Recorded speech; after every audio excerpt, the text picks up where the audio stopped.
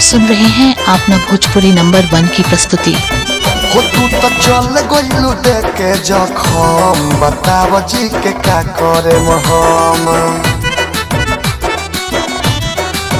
हो तू तो चल गइलू देखे जखम, बताव जी के का करे हम।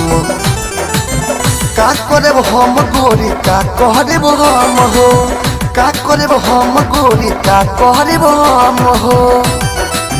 हो अपना ओढ़नी के भेज द कफन, बताव जी के का करे हम।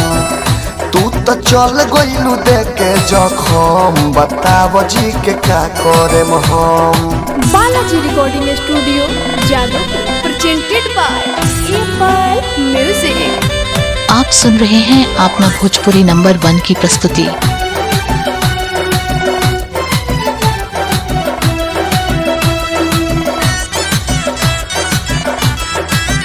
Presented by FI music.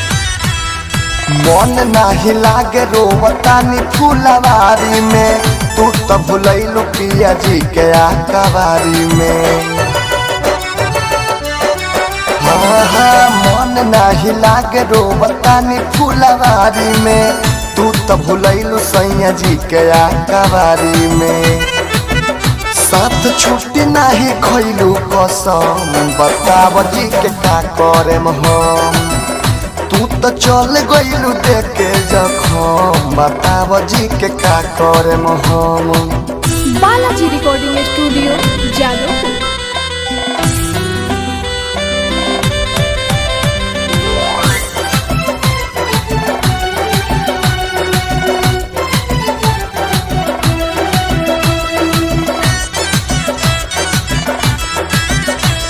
Presented by FI music.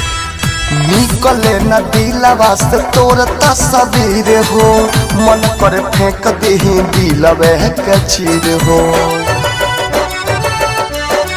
हो निकले न दिलवा से तोर तस्वीर हो, मन कर फेंक दही दिलवे के चीर हो।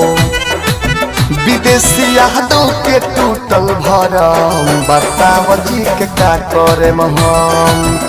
तू तो हो गइलू बेवफा सनम, बताव जी के का। आप सुन रहे हैं अपना भोजपुरी नंबर 1 की प्रस्तुति।